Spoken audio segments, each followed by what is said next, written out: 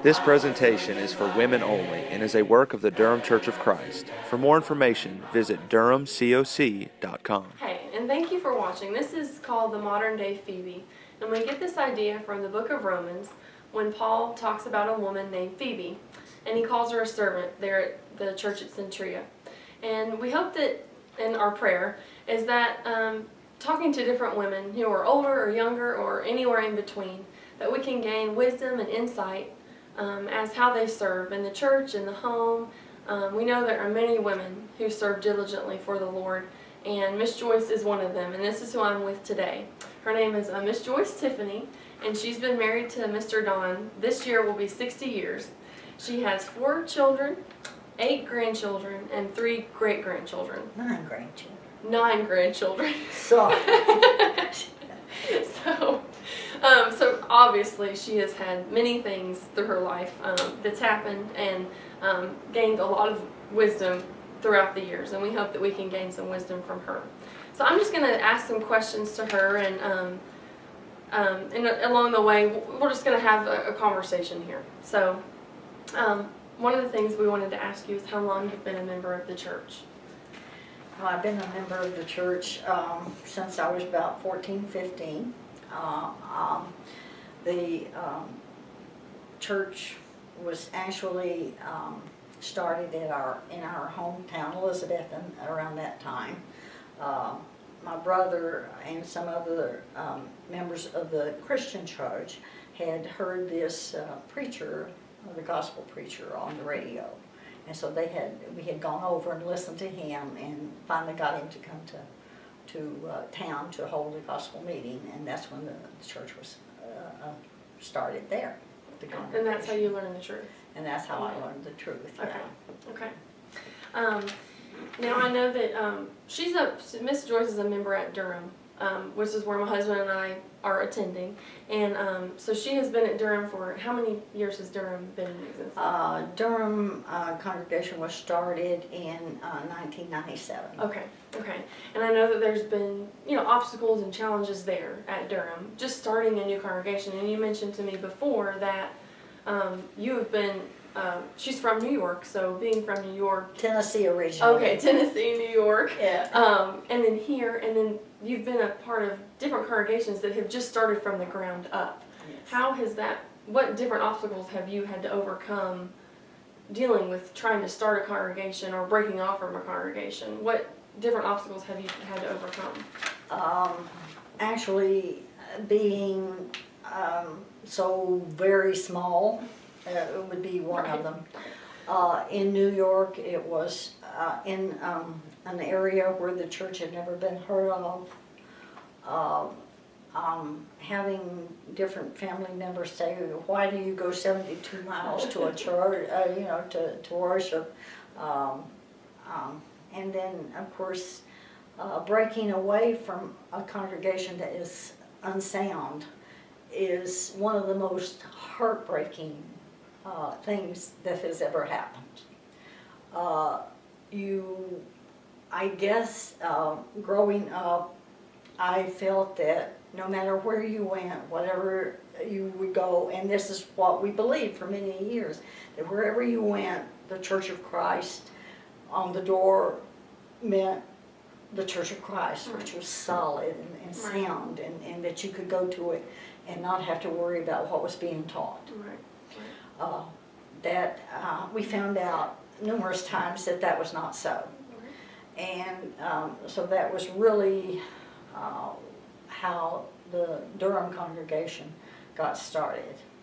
Because the congregation that we attended had been unsound for quite some time in different ways, but it kept getting to the point to where, as I asked the preacher that was there, I said, I don't know what we believe anymore, and we even told the elders there that we would feel just as comfortable worshiping at the local Baptist church as we did there. And so what was his response? There was no response. Okay. I could go into numerous things that happened that made this so difficult and so changed. But every time we would say something, it's denial. Right. We didn't do that, or I did that, or whatever, and it got to the point, and then it wasn't just Don and I thinking this. Right. We did not really band together, but every question that we would have would really be not answered or glossed over. We were told that by the preacher's wife that we had to get with the new stuff, that we couldn't stay with the old, and all of this. But and so then some of the congregation was individually asked to come, like we were being called on the carpet to answer, and one couple, which is with us today and has been from the beginning, was told, well, if you don't, sort of, not in these words, but sort of, if you don't like it, you can go somewhere else. Okay. And so we finally, through, this was at the time that the change agents, quote unquote, was going on, and a group of us that got together and talked about what was going on, and that was the first time that we were actually as a group. Okay. And so some of us had read that book by Dave Miller, on the change agents, and we saw exactly the same thing going on where we were. And anyway, when we met together, we decided that we could no longer stay where we were, and so then we started. We met in one of the couples' homes for our first meeting. Sat around the fireplace and the living room and had a wonderful time, because at long last we felt like we Could worship. were worshipped the way we were doing. Right. So, So I know that certain congregations, I mean, I've heard of congregations that have had to break off because the congregation was going in an unsound direction. Do you think that, I know, I'm pretty sure that it's made y'all closer together as a group, to know that y'all stood for the truth. yes. But the relationship, are there people still at the other congregation that the relationship has fallen sort of by the wayside? Oh, very much so. And that's And that's another thing. It was very difficult. How did you deal with that? Well, just like I deal with most things that hurt, I cry a lot. and of course there was a lot of prayer that went with it, but knowing that also now that we had something that we could go and when we worshiped, that we weren't. Did you hear what he said? Right. Was that what he said? Right. Oh, the kingdom hasn't come yet, et cetera, et cetera. Right. That we knew that we would have to let those go, those friendships go. Right.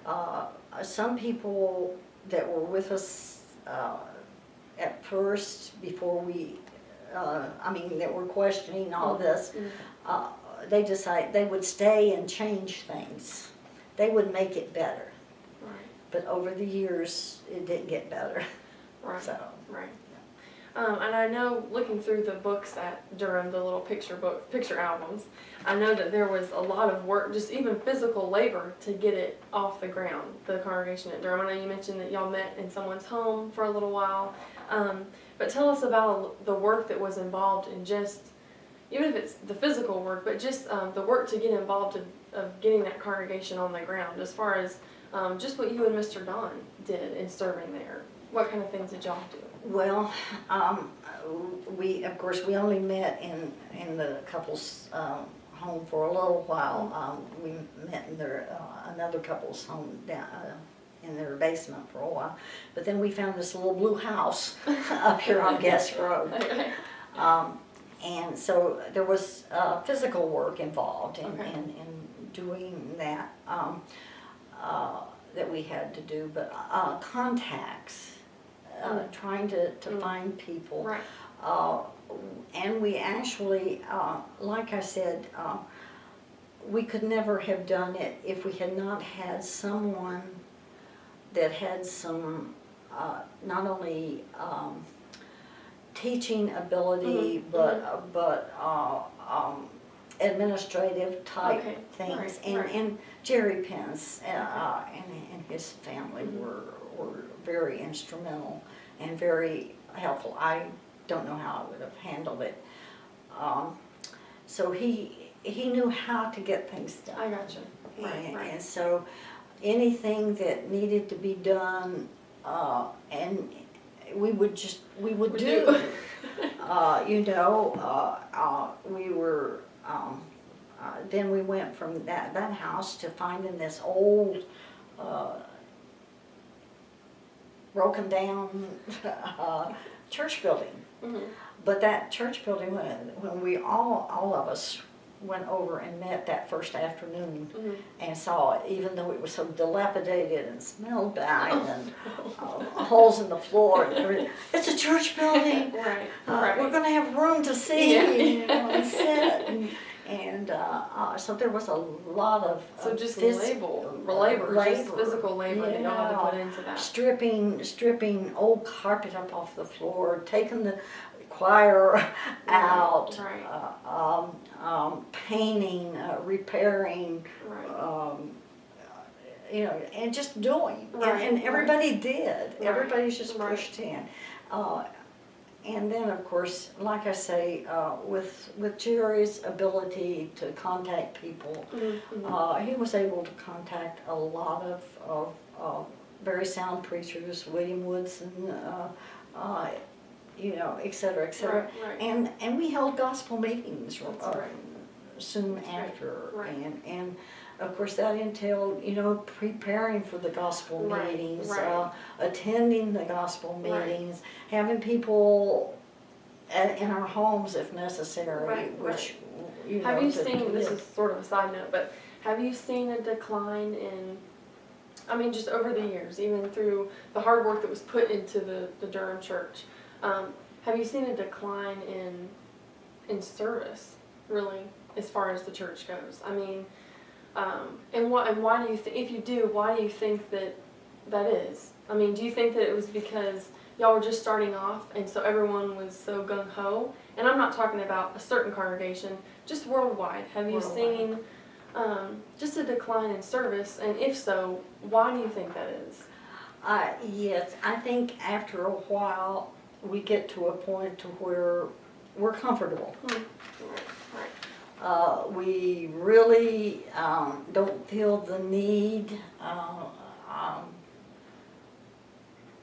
to push ourselves.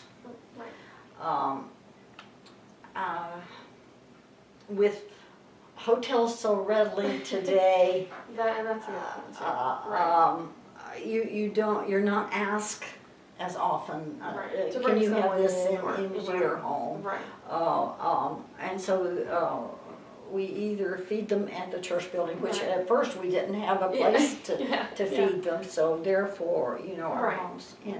And we don't have people in our homes, and I'm as bad, but I feel like over the years I did. And we always had someone in or cooking for someone or doing it for someone. In fact, one of the questions, or I guess the questions that the kids would ask every kid, is this roast or cake for us, or is it for somebody else? But that's great, Miss Joyce. That's an example, to all of us young women who need to have more people. I know I do. I need to do that better. So I know your example means a lot to me. And it's also, I think we need to also watch when we do see people that come in to like visitors, visitors, or both, new members, visitors, to make a point And I guess sometimes I do that. I always run to grab somebody. Right. I think that's And important too. I really so- do.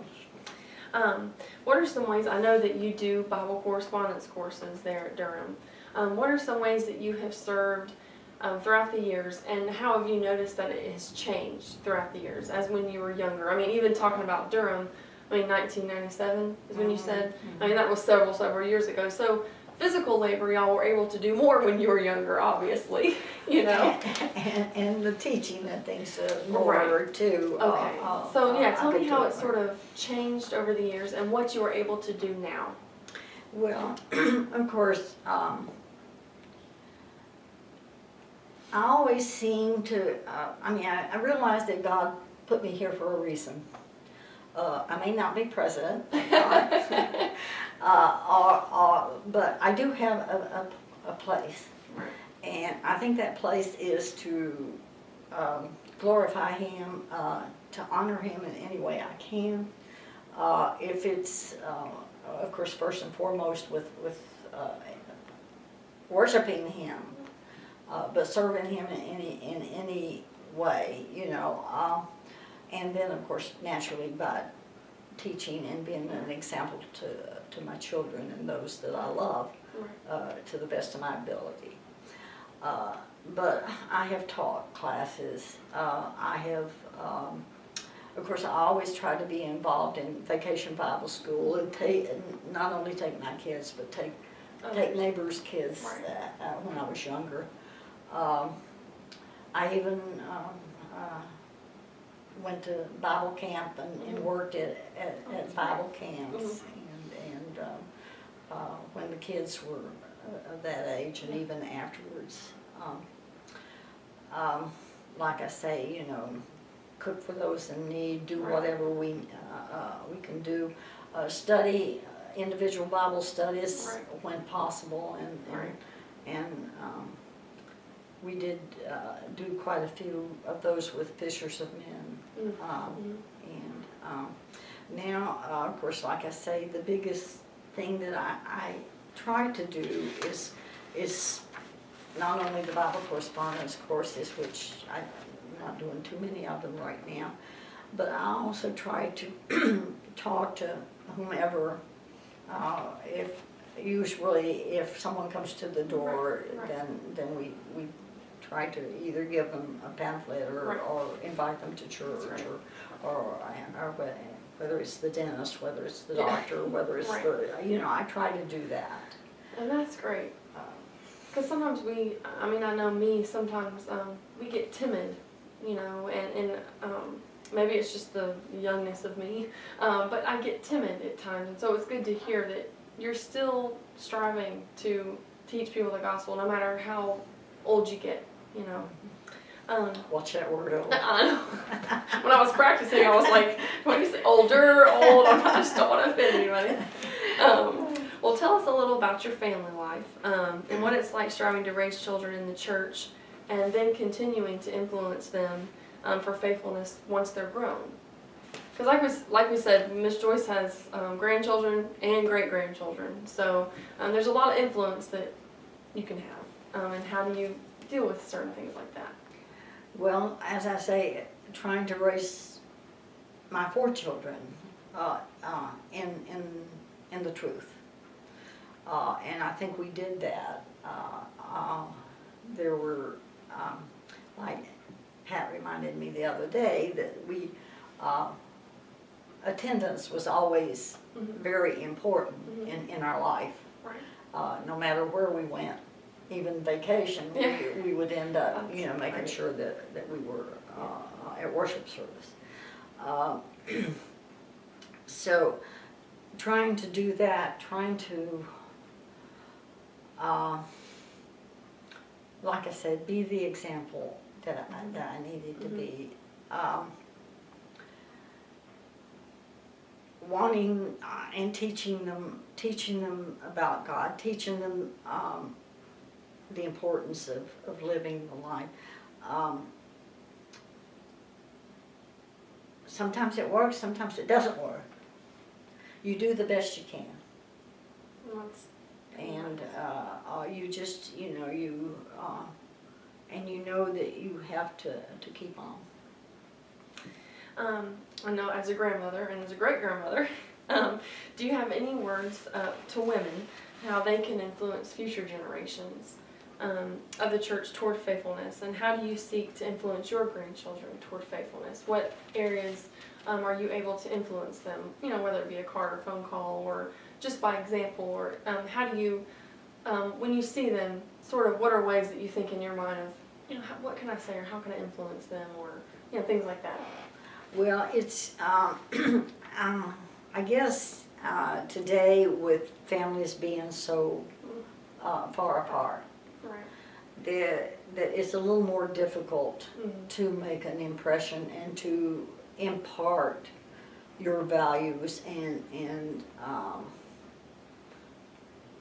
the care and love that you really want to because of the distance. Right. So when you only see them maybe once or twice a year, Right. of course, like you said, cards showing that you love them, anything that you can do like that, and when you're with them, just be kind and loving and acceptance. Right. I think sometimes we're not as accepting as we could be. Right, right.